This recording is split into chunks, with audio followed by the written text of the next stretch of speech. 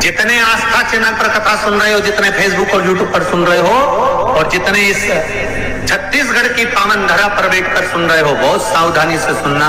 पूरे वर्ष में एक दिन मकर संक्रांति, हमारे हिंदू धर्म में ये दिन है। हमारे हिंदू धर्म में जो ये दिन है, अच्छा कई लोग कहते हैं कि सूर्य की उत्तरायण का क्रम है, ये क्रम है, ये पूजन का क्रम है, तिल्ली के लड्डू का क्रम है, लड्डू बना लो तिल्ली का, इसका क्रम है। पर अगर स्कंद पुराण उठाओ तो स्कंद पुराण में अगर मकर संक्रांति के क्रम को यदि पढ़ोगे तो मालूम पड़ेगा कि पूरे वर्ष में एक दिन ऐसा था जिस दिन भगवान शिव और नारायण ये दोनों, इसलिए आज भी हिंदू धर्म में गुड़ के लड्डू तिल्ली के साथ मिलाते हैं। क्यों? उसका कारण कि शंकर और नारायण ये दोनों एक ही दिन एक ही पल गंगा का स्नान करने के लिए आए। एक ही भगवान शिव, देखिए कितना कितना हमारे हिंदू धर्म में एक एक तिथि का, एक एक बार का एक एक महत्व है, उसको समझिए। पूरे वर्ष में एक दिन ऐसा आता है, मकर राशि में सूर्य प्रवेश करता है तो उसे मकर संक्रांति कहते हैं। हिंदू धर्म में जो ये दिन है, अच्छा कई लोग कहते हैं कि सूर्य की उत्तरायण का क्रम है, ये क्रम है, ये पूजन का क्रम है, तिल्ली के लड्डू का क्रम है, लड्डू बना लो तिल्ली का, इसका क्रम है। पर अगर स्कंद पुराण उठाओ तो स्कंद पुराण में अगर मकर संक्रांति के क्रम को यदि पढ़ोगे तो मालूम पड़ेगा कि पूरे वर्ष में एक दिन ऐसा था जिस दिन भगवान शिव और नारायण ये दोनों, इसलिए आज भी हिंदू धर्म में गुड़ के लड्डू तिल्ली के साथ मिलाते हैं। क्यों? उसका कारण कि शंकर और नारायण ये दोनों एक ही दिन एक ही पल गंगा का स्नान करने के लिए एक माता लक्ष्मी भगवान नारायण और भगवान शिव को स्नान के लिए गुप्त रूप से झांकती है। तो भगवान विष्णु ने तिरछी दृष्टि में माता लक्ष्मी को देखा, तो माता लक्ष्मी को देखकर भगवान विष्णु शिव जी को देखे तो शंकर भगवान ने कहा, नारायण हमने देख लिया, महारानी लक्ष्मी झांक रही है, हमने वर दे दिया कि लक्ष्मी का एक नाम गुप्त लक्ष्मी रहेगा। और आज मकर संक्रांति के दिन नारायण और शिव का दर्शन इस लक्ष्मी ने करा है। पर जो गुप्त लक्ष्मी का दान दे देगा उसके घर में कभी कोई बड़ी बीमारी प्रवेश नहीं करेगी।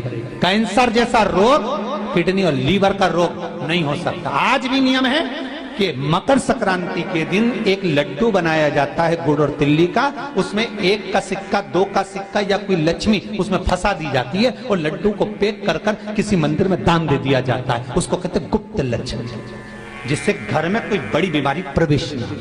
वो केवल मकर संक्रांति को ही होता है। आप लोग दान करते हो मकर संक्रांति में? कितनी चीजें दान करते हो? और सुहागन माताओं को देते हो ना, क्या देते हो? कितने देते हो? 14।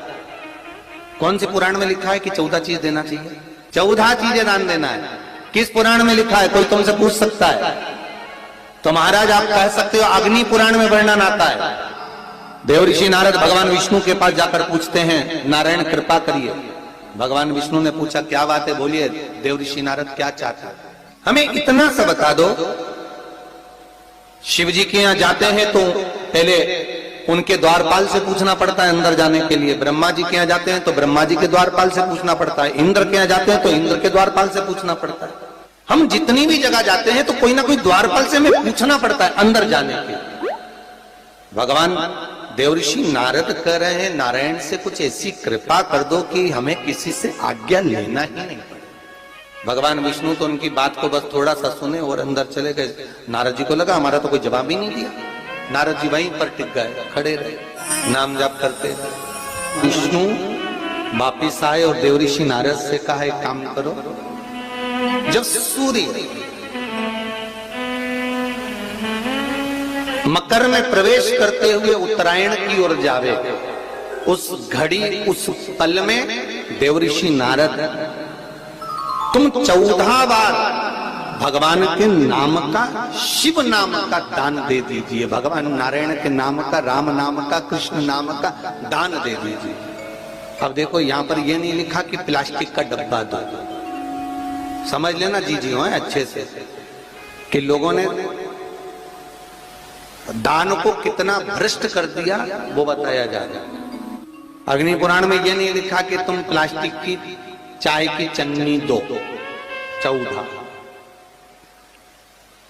बाल्टी दो 14, या प्लास्टिक का डब्बा दो 14 है।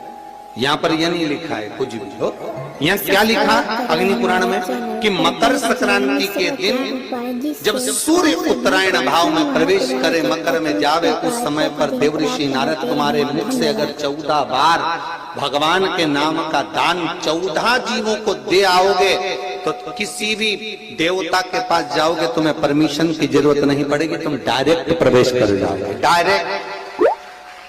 अब तुमको अगर वैकुंठ में डायरेक्ट प्रवेश करना हो तो बिना पूछे, तो उसके लिए कहा ही मकर संक्रांति पे दान दो। तो किस चीज का दान देना है हमारा? प्लास्टिक का डब्बा नहीं, बाल्टी नहीं, चन्नी नहीं, किस चीज का दान? तो कहा अगर देवर्षि नारद आप दान दे रहे हो तो 14 नाम का दान दीजिए, 14 जीवों को नाम का दान दे दो, भगवान के नाम का भजन कर दो। और अगर संसार के लोग दान दे तो किस चीज का? तो के अन्न से बड़ा कोई दान, अन्न से बड़ा कोई दान।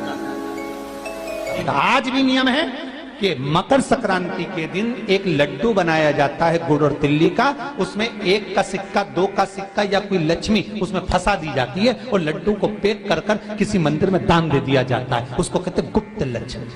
पर जो गुप्त लक्ष्मी का दान दे देगा उसके घर में कभी कोई बड़ी बीमारी प्रवेश नहीं करेगी। कैंसर जैसा रोग, किडनी और लीवर का रोग नहीं। आज भी नियम है कि मकर संक्रांति के दिन एक लड्डू बनाया जाता है गुड़ और तिल्ली का, उसमें 1 का सिक्का, 2 का सिक्का या कोई लक्ष्मी उसमें फंसा दी जाती है और लड्डू को पैक कर कर किसी मंदिर में दान दे दिया जाता है। उसको कहते हैं गुप्त लक्ष्मी, जिससे घर में कोई बड़ी बीमारी प्रवेश नहीं हो। वो केवल मकर संक्रांति को ही होता है। आपको अगर ऐसा महसूस होता है कि किसी ने आपकी दुकान पर बंधन कर दिया, आपका व्यापार बांध दिया, 4 दिन दुकान अच्छी चल रही है और 4 दिन बंद हो रही है, तो महाराज सूर्य का उत्तरायण जो प्रवेश है मकर के अंतर्गत, वो दोपहर में लगभग 2:30 बजे के करीब में आए, 2:30 से 3 के करीब में आया।